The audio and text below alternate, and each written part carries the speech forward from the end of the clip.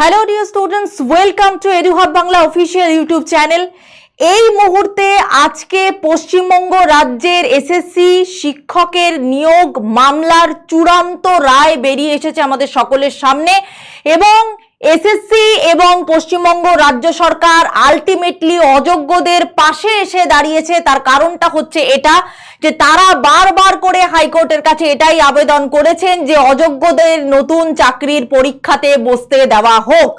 এই খবরগুলো নিয়ে প্রচন্ড একটা গন্ডগোলের সৃষ্টি হয়েছে। SSC, high court, school service commission, রাজ্য সরকার সবার তরফ থেকে একটা সওয়াল করার ফলে বিভিন্ন রকমের তথ্য উঠে আসছে। কেউ বলছে অযোগ্যরা পরীক্ষায় বসতে পারবে, কেউ বলছে অযোগ্যরা পরীক্ষায় বসতে পারবে না। সুপ্রিম কোর্ট এমন কোনো ভার্ডিক্টই দেয়নি যে যেখানে তারা স্পষ্ট বলেছে যে অযোগ্যরা নাকি পরীক্ষাতে বসতে পারবে না, কিন্তু রাজ্য সরকার কোমর বেঁধে ঝগড়া করেছে বা কোমর বেঁধে দাঁড়িয়েছে অযোগ্যদের পাশে যে অবশ্যই তারা বসতে পারবে। তার কারণ একেতে তো তাদেরকে নিয়ে বলা হয়েছিল যে তাদের বেতন ফেরত দিতে হবে এবং তারা যদি ফাইনালি পরীক্ষায় বসতে না পারে তাহলে তাদেরকে তো ডবল ডবল শাস্তি দেওয়া হচ্ছে। এতগুলো ছেলেপিলে 26,000-এর চাকরি বাতিল হয়েছে, তাদের মধ্যে থেকে 2-3 হাজার অযোগ্যদের লিস্ট দেওয়া হয়েছে। তাদের অসুবিধাটা কি, তাদের দাবিটা কি, তাদেরকে নিয়ে আমরা কোথায় যাব?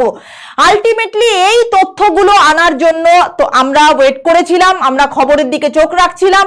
আমরা স্পেশাল থ্যাঙ্কস জানাবো নিউজ 18 বাংলা এবং এবিপি আনন্দ থেকে আমরা এই খবরগুলো এনেছি এবং সেটা স্পষ্টত তোমরা দেখতে পাচ্ছ। সেখানে বলা হয়েছে চিহ্নিত অযোগ্যরা নতুন নিয়োগ প্রক্রিয়ায় অংশ নিতে পারবেন কি, সেই নিয়ে কিন্তু একটা বিস্তারিত আলোচনা হয়েছে। শুধু তাই নয়, খবরে এটাও বলা হয়েছে নির্দিষ্টভাবে চিহ্নিত অযোগ্যদের নিয়ে অবস্থান স্পষ্ট করলো রাজ্য সরকার এবং স্কুল সার্ভিস কমিশন।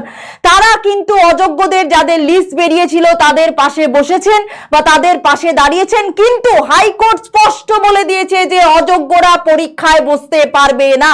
তারা কমপ্লিটলি টেন্টেড। অনেকে বলেছে টেন্টেড কথাটার অর্থ কি সেই নিয়ে কেউ বুঝতে পারছে না। টেন্টেড মানে এখানে যারা অভিযুক্ত বা যারা অযোগ্য হাইকোর্টে বলা হয়েছে তারা পরীক্ষায় বসতে পারবে না, কিন্তু রাজ্য সরকার বলেছে যে এসএসসি বলেছে যে সুপ্রিম কোর্ট কোথাও বলেনি যে নির্দিষ্টভাবে চিহ্নিত অযোগ্যরা নতুন প্রক্রিয়ায় অংশ নিতে পারবে না।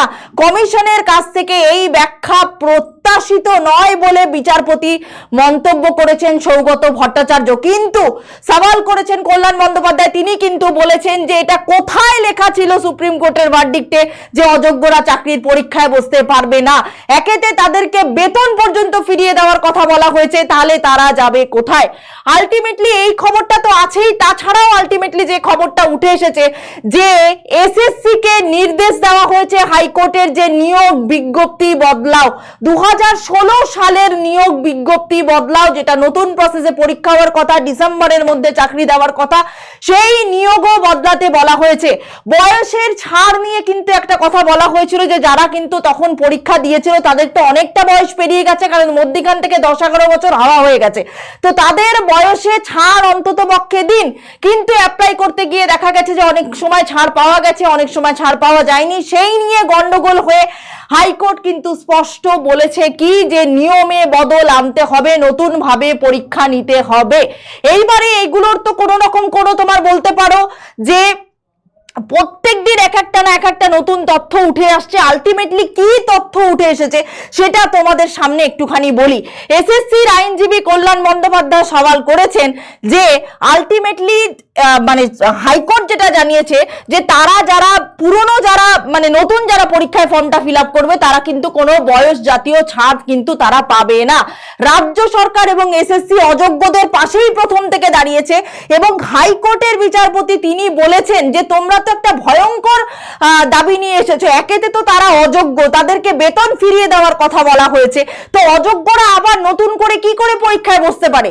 কিন্তু আলটিমেটলি কল্যাণ বন্দ্যোপাধ্যায়, এসএসসি, রাজ্য সরকার সওয়ালটা কি করেছে যে তাদেরকে অযোগ্য বলে বিবেচিত করা হলেও আলটিমেটলি কিন্তু স্ক্রুটিনিতে কোথাও প্রমাণ হয়নি যে তারা টাকা দিয়ে চাকরি পেয়েছে বা কোনো অযোগ্যভাবে চাকরি পেয়েছে বা ওএমআর বাতিল চাকরি পেয়েছে।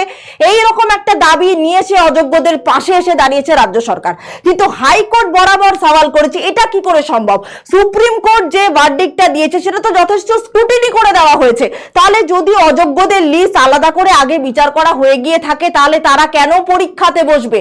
আর হাইকোর্ট এটাই বলে যাচ্ছে সেটা রাজ্য সরকার বা এসএসসি স্কুল কমিশন বোঝবার কোনো রকম কোনো চেষ্টা করছে না। তার কারণ তারা স্পষ্ট জানিয়েছে নির্দিষ্ট চিহ্নিত টেন্টেড অযোগ্যরা এসএসসির পরীক্ষাতে ফাইনালি বসবে না। এবং শুধু তাই নয়, সরকার কমিশন অযোগ্যরা যারা এসএসসির নির্দেশনাতে আলটিমেটলি এরকম নতুন নিয়োগ নাকি কোথাও বলেইনি যে তারা অংশগ্রহণ করতে পারবে না। তাদের যুক্তি যে এটা যে চিহ্নিত অযোগ্যরা ছাড়ও পাচ্ছে না অ্যাপ্লাই করতে গিয়ে, কিন্তু আলটিমেটলি হাইকোর্ট বলে দিয়েছে তারা যদি আগে থেকে অ্যাপ্লাইও করে থাকে তাহলে তাদের নিয়োগ বা তাদের অ্যাপ্লিকেশন সম্পূর্ণরূপে অযোগ্যদের অ্যাপ্লিকেশন বাতিল করা হবে। শুধু তাই নয়, যদি না পারে 2016 সালের যে নিয়োগ হয়েছিল যারা ফেল করেছিল তারাও তো তাহলে বসবে না পরীক্ষাতে, তাহলে তাদেরকে আমি ফাইনালি কেন বসতে দেব? আবার সুপ্রিম কোর্ট এটাও বলেছিল যে যারা অযোগ্য তাদের 31শে ডিসেম্বর পর্যন্ত, যারা অযোগ্য নয়, ভালো করে যারা অযোগ্য নয় 26,000-এর মধ্যে, তারা 31শে ডিসেম্বর পর্যন্ত 9, 10, 11, 12 এর পর্যন্ত তারা কিন্তু বেতন পাবে বা তারা কিন্তু কাজ করতে পারবে। তো সম্পূর্ণ কিছু মিলিয়ে একটা ঘেটে ঘ সিচুয়েশন তৈরি হয়েছে এবং চিহ্নিত অযোগ্যরা তারা আলটিমেটলি করবেটা কি? কারণ হাইকোর্ট বলে দিয়েছে তারা কিন্তু পরীক্ষাতে বসতে পারবে না। শুধু তাই নয়, সৌগত ভট্টাচার্য মাননীয় বিচারপতি তিনি বলেছেন যে এটা কিন্তু কনফার্ম যে তাদের পরীক্ষায় বসতে দেওয়া হবে না। বাকি সুপ্রিম কোর্ট কি ভার্ডিক্ট দেবে সেটা জানা যাবে। এবং সব থেকে বড় কথা, স্কুল সার্ভিস কমিশন এবং রাজ্য সরকার তো বারবার বলেই যাচ্ছে যে অভিযোগ প্রমাণই হয়নি। তো সুপ্রিম কোর্ট বলেছে যে বিচারপতি এটাও যে পূর্ব যারা এক্সপিরিয়েন্স আছে চাকরির জন্য তারা কিন্তু 10 নাম্বার করে এক্সট্রা পাবে। এখানেও কিন্তু আলটিমেটলি গন্ডগোলটা ক্রিয়েট হয়েছে যে কেন তারা পাবে। তাহলে যারা আবার নতুন করে যাদের এক্সপিরিয়েন্স নেই, যারা এত বছর ধরে অযোগ্য হয়েও আলটিমেটলি লিস্টে নাম এসেও এত বছর ধরে যে চাকরির একটা এক্সপিরিয়েন্স হয়েছে, তাহলে সেটার দাম কেন আলটিমেটলি দেওয়া হবে না, সেটা নিয়েও গন্ডগোল হয়েছে। এবং শুধু তাই নয়, বেতন যে ফেরত দেওয়ার কথা বলা হয়েছে সেটাকেই মেনলি হাইলাইট করেছে যে ডবল ক্ষতি তো তাদের হতে দেওয়া যাবে না, সুতরাং অযোগ্যদের পরীক্ষাতে বসতে দিতে হবে। কিন্তু হাইকোর্ট বলেছে নোটিফিকেশন ও বিজ্ঞপ্তি এটা চেঞ্জ করার কথা এবং অযোগ্যরা ফাইনালি পরীক্ষায় বসতে পারবে না। এই নিয়ে তুমুল আন্দোলন শুরু হয়েছে। আগামীতে কি কি নিউজ আসে সেই নিয়ে চোখ রাখবো। আজকের রায় মোটামুটি এই পর্যন্তই বেরিয়ে এসেছে, সামনে আরো রায় আসবে, বিস্তারিত তথ্য আসবে। তবে আজকের রায় থেকে এটুকু স্পষ্ট, রাজ্য সরকার এসএসসি অযোগ্যদের পাশে দাঁড়িয়েছে। হাইকোর্টের ডিভিশন বেঞ্চ সুপ্রিম কোর্টের মান্যতা অনুযায়ী পরীক্ষা তো ডিসেম্বরের মধ্যে কমপ্লিট করতেই হবে, আবেদন সময়সীমাও বাড়ানো হবে।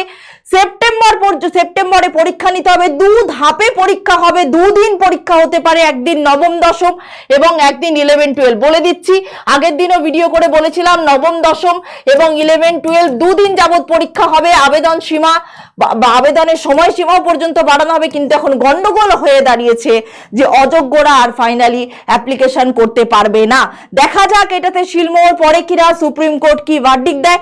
সমস্ত তথ্য জানার জন্য এডুহাব বাংলা চ্যানেলকে আজই সাবস্ক্রাইব করো, প্রচুর জনের মধ্যে শেয়ার করে দাও ভিডিওটা, লাইক করো। আর সব থেকে বড় ব্যাপার, তোমাদের কি মতামত, কি ভাবছো কি হতে পারে এই 26,000-এর ভবিষ্যৎটা আলটিমেট কোথায় গিয়ে দাঁড়াবে, কি এক্সপেক্ট করছো তোমরা, বা আলটিমেটলি তোমাদের দাবিটা কি, সেটা কাইন্ডলি আমাদেরকে একটু মতামতটা জানিও। যে তথ্যগুলো আমরা পেয়েছি বিভিন্ন নিউজ চ্যানেল থেকে সেগুলোই তোমাদের সামনে জানিয়েছি। নিউজ চ্যানেলগুলোকে নিউজ 18 বাংলা এবং এবিপি আনন্দকে স্পেশালি থ্যাঙ্কস নিয়মিত আমাদেরকে খবর দেওয়ার জন্য এবং আমাদের পশ্চিমবঙ্গ রাজ্যবাসীকে তথ্য সমৃদ্ধ করার জন্য। Thank you so much. দেখা যাক ফাইনালি ভার্ডিক্টটা কি আসে বা ফাইনালি সুপ্রিম কোর্ট ভবিষ্যতে কি বলে। Thank you so much.